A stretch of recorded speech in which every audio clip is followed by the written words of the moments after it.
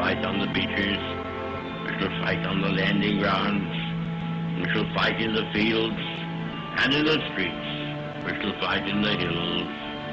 We shall never surrender. The constitutional point of view was critical for Jefferson's support of the Bill of Rights. As we mourn the loss of thousands of our citizens,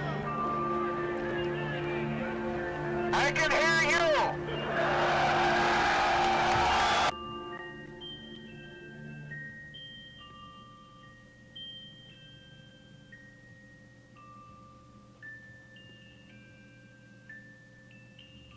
Is time running out?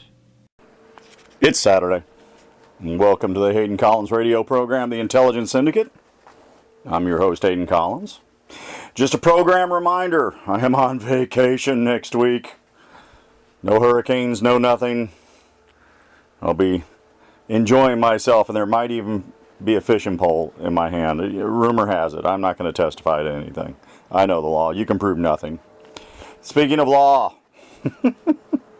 if you bribe someone to get your kid in college, expect to spend 14 days in jail. That's what the fine was. But you know, I got to hand it to this lady. She actually comes across as being very credible. When you read her testimony, she goes, "Well, I really didn't know that was against the law. I thought it was just a contribution to the coach." You know, and then the coach did his thing. Now, she could be plain stupid. Okay? But she comes across as very sincere. She's got me convinced that she honestly thought that this was how you got your kid in through school into a sports program. That's why coaches made all kinds of money. And I'm going, well, wait a second. What's happening to the coach here? Why isn't the coach fired? Why, hello? What's going on? And the coaches have a defense that they can select anybody they want. So you're not going to see any coaches going to jail or anything like that, but you're certainly going to see, these Hollywood stars. Oh, I don't know. I hate to say smack on the wrist. I really do. But that's what it was. She gets 14 days in jail, and it'll be a heartbreaker for her, because I'm sure she's never experienced anything like that in her lifetime. She's in a part of society where money buys everything, and it was obvious by the case how money bought everything. So nonetheless, she is going to jail for 14 days. She gets a year probation, roughly about 6 months community service. And I'm sure her community service is going to be revolving around, don't do this. That'd be good for her. But she comes across as a really good human being. So whoever her publicist is did a good job. Did a really good job. Now, they've got a few more lined up that they're going to go after. And, of course, this is federal court. They got to make a stand. It's federal court. The end of the world as we know it, whatever the case may be. So, there is going to be some lawyers making money on this deal, some publicists making money on this deal. But I'll give you a projection on anybody who's found guilty and they want to throw in the jail for a long time. There'll be an appeal. Then there'll be another appeal, and they won't go to jail, and, they may have to pay fines, or they'll negotiate something because they don't want to send stars to jail because it sets a bad precedent in Hollywood, and yada, yada, yada, and I can see them bringing up the OJ case. Because, it's just stars, they misbehave, it's entertainment industry, forgive us, we got money, and we don't know what to do with it, and we just throw it everywhere. Not all of them are like that, of course, but the influence of money. It's a curse and it's a blessing, so there's what you have to live with. But that case is going to be pretty much wrapping up. In other news, oh dear God, there's another tropical depression that's going to involve a hurricane. It is hurricane season. That's going to change the future of a few people down there in the Bahamas. Unlike the last hurricane that destroyed their future, but in the middle of recovery, they don't need a lot of rain. Now, let's go on to the presidential thing. And I say the presidential thing because it covers a lot of stuff. I'm going to throw another prediction at you. When they finally select a Democratic candidate, And they had their 10 debate, I call it, this past week. The ratings were so low. They had more people watching Cartoon Network than they had watching the presidential debate. And you know what? This is almost going back to the Hillary Clinton fix the questions kind of thing. Did you notice that there were no questions about how great the economy's going or how many real jobs were created versus contract jobs and how much, all the touting of numbers of all the promises that all those Democrats made who've held office going, we're going to do this, and they never did it. And then President Trump, the outsider, comes in and he does it. And jobs are everywhere, and he made it look real easy. Like, well, why didn't you guys do this? Hey, Joe Biden, why didn't you guys do this? This was easy. Makes it look so easy. So they can't really go up on stage and say, the president's doing a bad job, the economy sucks. Unemployment is 3%, give or take 3%. Hello. Hello. Here you go. What are you going to do? There's another question that wasn't asked. They did ask a healthcare question, which was kind of ridiculous. They danced around it, of course, but you can tell that these were not necessarily what I would call softball questions, but let's call them curveball questions. They were made to look difficult, but they aren't. So there was no questions about, the Obama administration, about the Russian case and the filing up of the FBI and, how did this happen? How did you guys investigate a presidential candidate? Are presidential candidates threat to the nation? If they are you guys under investigation? That kind of crap. None of that was done.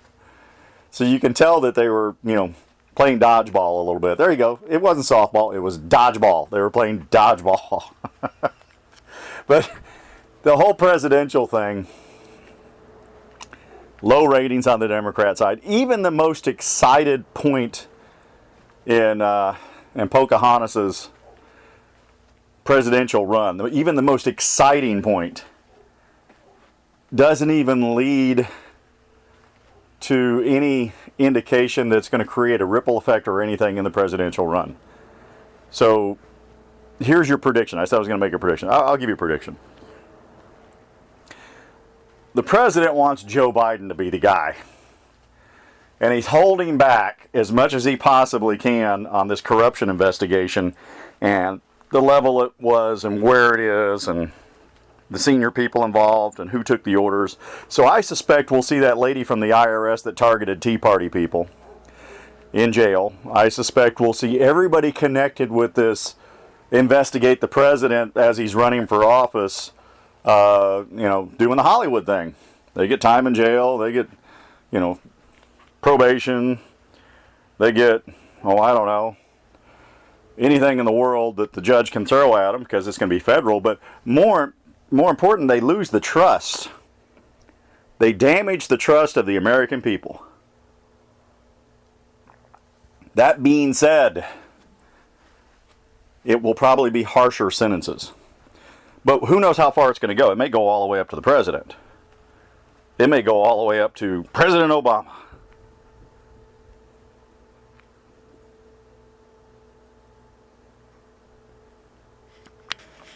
I like to call that acts of desperation via party affiliation.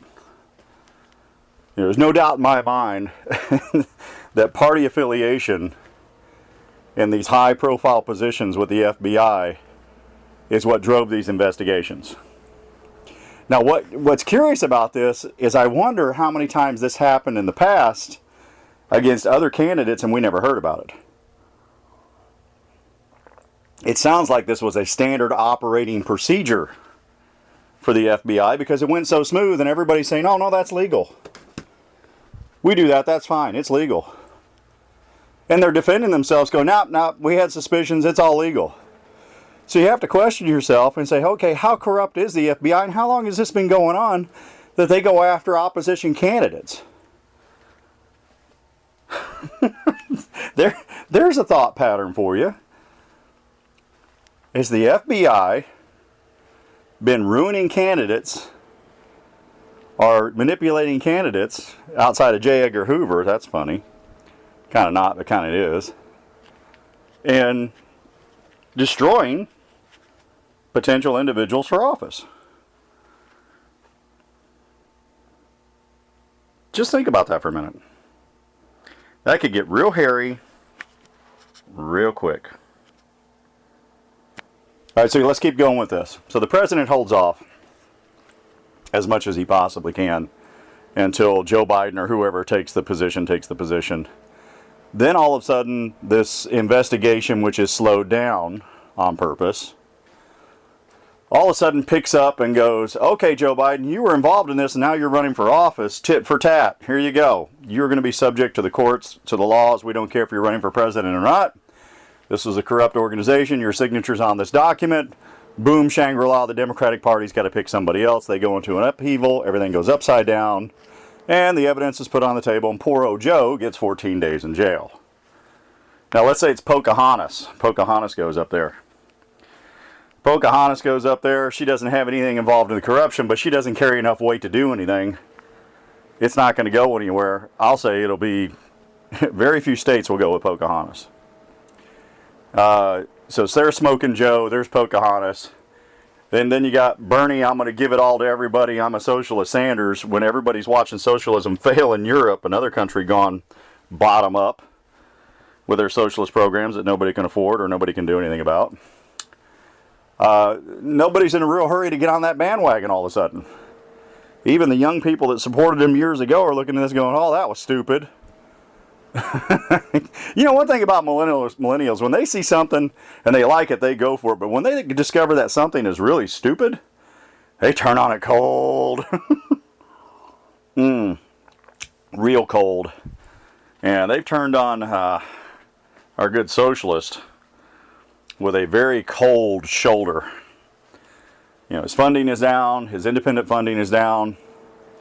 So it's one of those things that you look at and you can see the obvious turn. Now, of the other guys that are up there on the table yesterday, I say yesterday, sorry, last week, none of them, even let's say all of them together with their polling numbers all together, do not equal, what was it, 8% of the total electorate of the United States of America.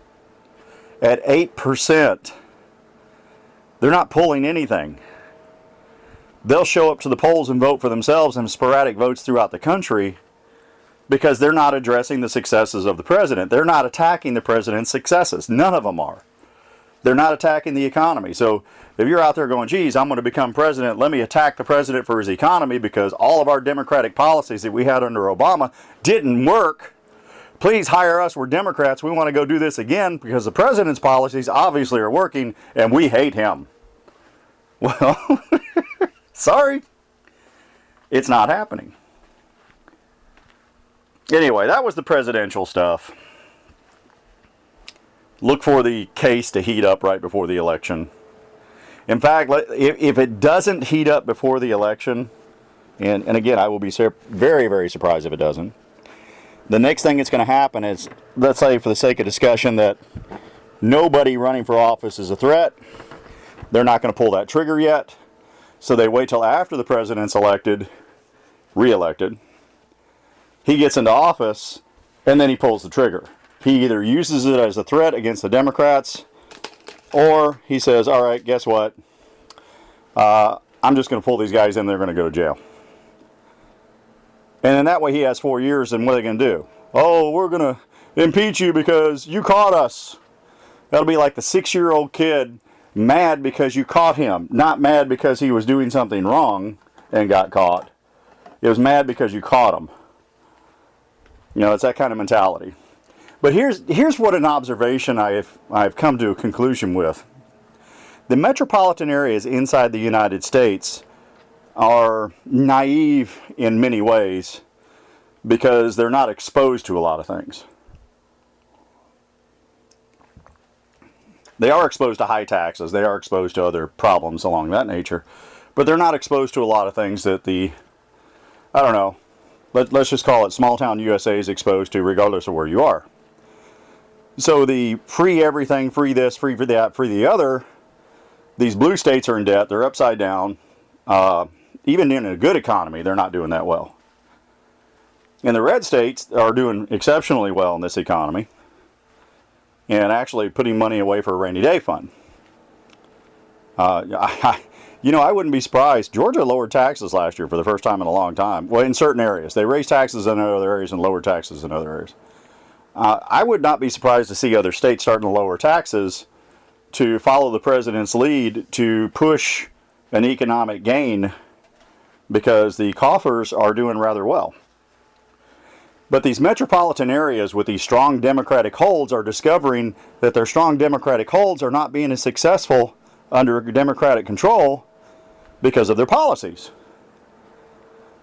And these metropolitan areas that are under Republican control are doing exceptionally well. So there's a problem here that says, okay, what is the consistent pattern of failure? What is the consistent pattern of success? Detroit is a consistent pattern of failure. St. Louis it's rough. It depends on where you are in St. Louis. Excuse me. But they've got a consistent pattern. It's not getting any better. So you've got a very strong Democratic hold in metropolitan areas that are growing up and becoming mature and discovering that, let's use the gun example. Take away everybody's gun. It's a metropolitan area. Yeah, sure. That doesn't work anywhere else. And they've never been outside their own political bubble to see that when they say things like that, even Democrats turn against them. Because it doesn't take much to look down to Venezuela and see what happens when all the guns were taken away from the people, and then all of a sudden now the people are mercy to the government and they can't even fight back. They had an election and they can't even fight back because they don't have the guns. If they had the guns, they could fight back, and who knows, Venezuela could be in a very different position right now. And millennials are looking at that. Metropolitan areas have not caught on to that. Chicago's in a pinch. Chicago is in a pinch, and I'll tell you why Chicago's in a pinch. They've got all these laws. Murder is against the law, okay? People are still committing murder. They got the toughest gun laws anywhere, but they have the highest, gun fatality rate. Bad people will do bad things. There is nothing the government can do about it. In these metropolitan areas, they try to create all of these laws, but they still have bad people doing bad things. So, at what point do you look at the immature individual up there on stage and say, why are you trying to legislate to people who follow the law when bad people are not going to follow the law? And what laws are you going to make that you're going to be able to enforce that don't violate the Constitution? And if they can't answer that question, they don't even need to be on the stage. If they don't understand why the Second Amendment is there, if they don't understand why the First Amendment is there, you know what? All they are is filling airtime and creating commercials for people who are selling commercials, I guess.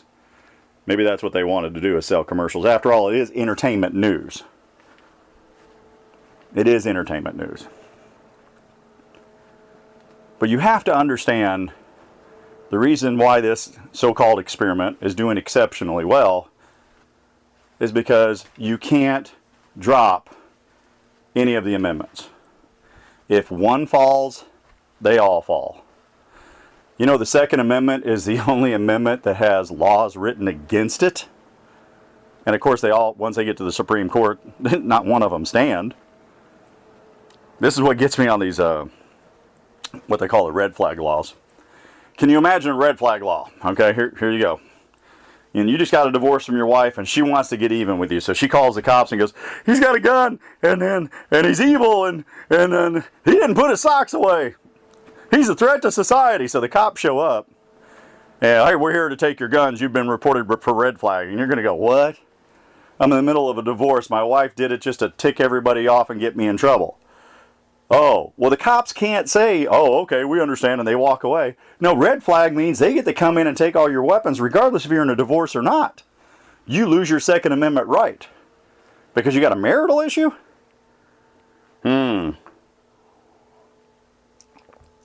If they can't control the FBI from investigating presidential candidates, what makes you think that any red flag law is going to be held accountable or actually worked?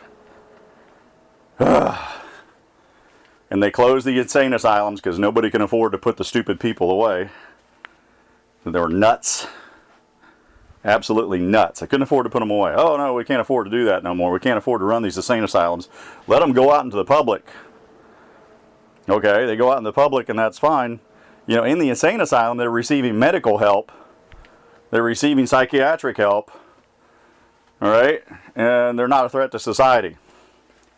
Out in society, if they're a threat to society and they're not receiving medical help or psychological help, we don't see them. We don't know them. They're, you know, oblivious to the thousands and thousands and thousands of people. And nobody can tell one from the other. And they have everybody's rights, just like everybody has rights, you know. So what do you do? Opening insane asylums is not going to work again. We couldn't afford it then. We're not going to afford it now. You know, you're not going to take away anybody's rights. I guess you're going to have to understand that some of the population is not as smart as you are, and some of the population doesn't have the leadership capabilities that you do, and there are different individuals everywhere, and you as an individual and an adult are going to have to look out for these psychotic people and wait for them to do the wrong thing and then charge them with a law. You know, they broke a law. The guy they were talking about that was sitting on the roof shooting things in the yard, yeah, you don't shoot in residential areas. Sorry. Not unless you're defending yourself. There's a problem there. Let's go talk about this. Okay? And then they could have said, here we go. Okay, buddy, we're going to put you in front of a judge. The judge is going to do a psychiatric evaluation on you. You're going to spend 30 days over here in this hospital. And the whole situation cools down. And in 30 days, they receive medical help or whatever the case may be. But we're not removing anything. We're not destroying amendments. We're not destroying constitutional rights. If it deems that the 30 days reveals that this guy needs some serious help, well, then he moves to another hospital and he doesn't have access to his toys. He doesn't have access to anything. It's safe. It's legal. And the guy's receiving help. There are other options. They're just not using them. And it's not skirting the Constitution. And it's not damaging things. Alright, well, the kids will be up in a second. We got the twins. Oops, I arted again. You guys will like that. And let's look forward to what's going to happen with this next presidential debate. And let's see who the Democrat is that's going to be facing President Trump. Oh, and I have to mention this before I leave. There are some states that are not even holding primaries this time around. They're just going to turn it over to President Trump. Oh boy. We're not going to go through that expenditure. We're not going to spend that money. We already know who's going to win. Thank you very much. Have a nice day. Oh, dear God. All right, we come back from the break. Oops, I arted again. You'll say hi to the twins. And next week, a reminder, program note, I will be on vacation. There'll be no show next week. And hopefully nobody will bother me next week. And I will be fishing. All right, thank you guys. Have a great weekend.